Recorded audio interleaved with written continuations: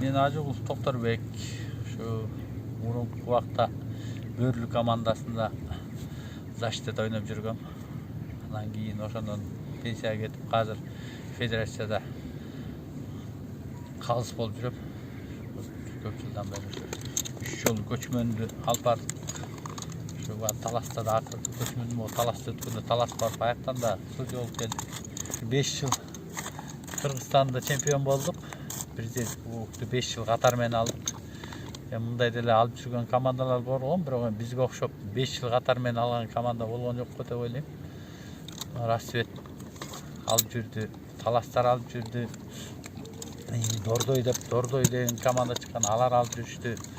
Бирок бизде 5 жыл катар менен алган команда болгон жок. Илгерки убакта ошо тетиги Дордойдун алдында Тайгазанга ойноп баштаганбыз. Ошол жерден жаңы оюн ошо Казан Тайгазан оюн башталат деп ошол жерге барып, ал убакта мындай чап жүрөбүз, ал убакта бетме бет чап жүрөбүз. Эки казан четине туруп, бирибизге бирөөсүнө каршы мындай найза сайышкандай ошондой келчүбүз.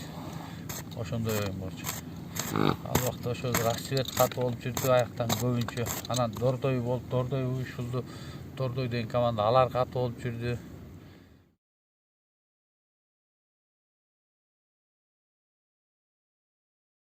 Азыркы эреже жакшы, жакшысына мен эмелемин. Бир гана начары жанакы ат салмай жагын ошоны кичине кыскартса жакшы болот эле, ат салмай. Ушул жагы катуу болуп атат да, ат салганда. Анан ким күнөөлүү? Судья күнөөлүү. Судьяны эле күнөөлөп жатып калышат. Судьяны деле 4 көз жок да. 8 атчан баланы жалгыз судья кантип карайт? Бирин көрүп, бирин көрбөй калса анан ким күнөөлүү? Судья күнөөлөт да. Ошол жагында кичине правилаларды кошсо жакшы болот эле. Жанагы аябай катуу эме кылгандарга, жанагы аябай одоно бузгандарга бир 5 мүнөттөн берип койсо деген ой бар да. Ошондойлорду баарын кошуп койсо, азыр жаңы правиланы жазып атат, бирок ишине ашпай атат да ошолчу.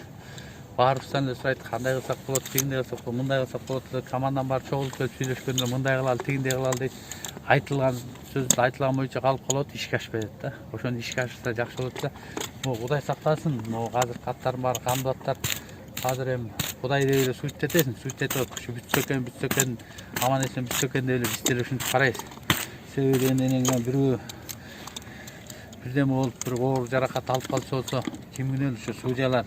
Ошол жерде суд этип жүргөн судья биринчи очередь күнөөлүү болот да. Сен карабайсыңбы судья деп.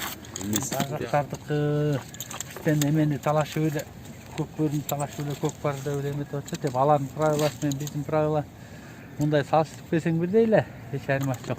Алар бир гана кругка таштап атпайбы? Биздики Тайгазанга салып атат, биздики кызыктуу болуп атат да. Биздики кызыктуу оюн. Негизи 3 тайм жакшы го дейм. 3 тайм кылсаң да балдардын эмеси, окунган оюнчулардыкы дагы жана көргөн элдики да жакшы болот го. 3 тайм эле туура го.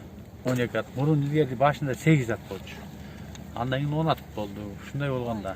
Анда ошондо 2 тайм болсо, азыр 12 ат менен 3 тайм туура эле го. Азыркы ат истегендердин баары эле урабы дейт, атын тебелей өлтүрөбү дейт. Ушундай болуп калды ат истегендин баары. Сен жок, урбайт, менин атым ойнойт десең, ай, сеники ойнойт деп албайт, атыңды албайт андай аттар. Азыр только уруп өлтүрөбү дейт, кээ бирөө тебелейби дейт. Андай судьяларга кичине полномочия берсе, жанакы мына улакчың, ары баскан улакчың деле сөгүп кетет, бери баскан улакчың деле сөгүп кетет.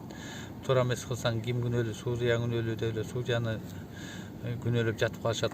Кээ бир мына жакын досторум деле айткандар бар. Койчу, ушун судья болбой эле койчу. Сен бүт эле сөгүп атат, шатыратып. Сен эчтекени калтырбай сөгүп атат жактан деп.